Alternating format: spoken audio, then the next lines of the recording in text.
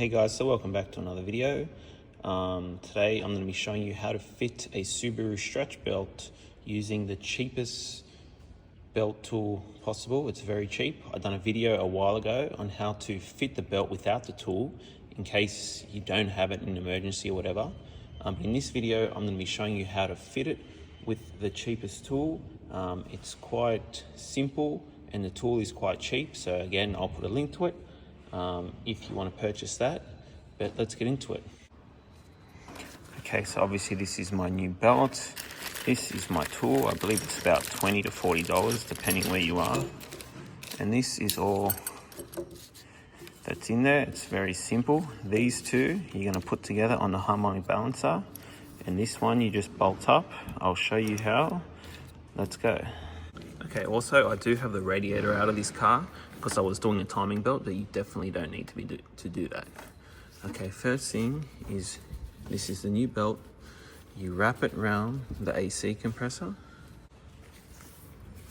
Now this point here will tuck into the lower bolt here, and you bolt this. The bolt should come in the kit. All you just need to do it hand tight, that's enough. Wrap that around, start that on the harmonic balancer. Okay, now when I fit this on the crank, on the harmonic balancer, I'm going to put that up against the outside of the pulley. You see it's got a little thing that goes into the last rib of the pulley, like that. Then this slides into one of the holes on the harmonic balancer and then sits like that. You then wrap the belt on the inside of this part. Watch. That on.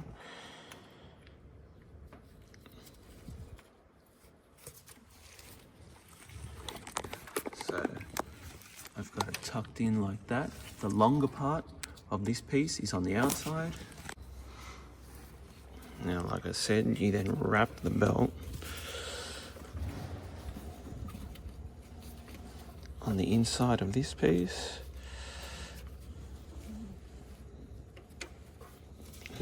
So the belt is now tucked under there.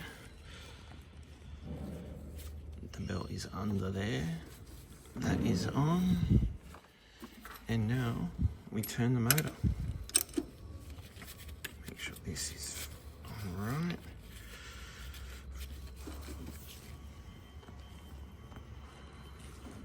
So again, that's on, that's it.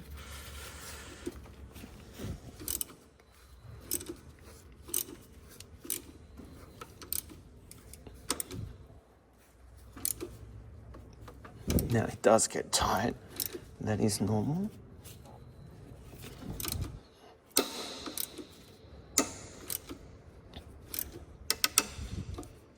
So there you go. Once you've reached this point, make sure you remove this tool. Awesome. And this one.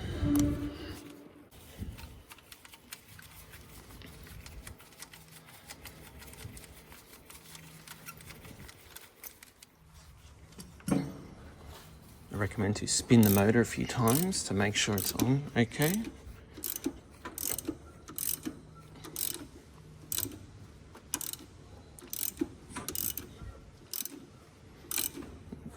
There you go.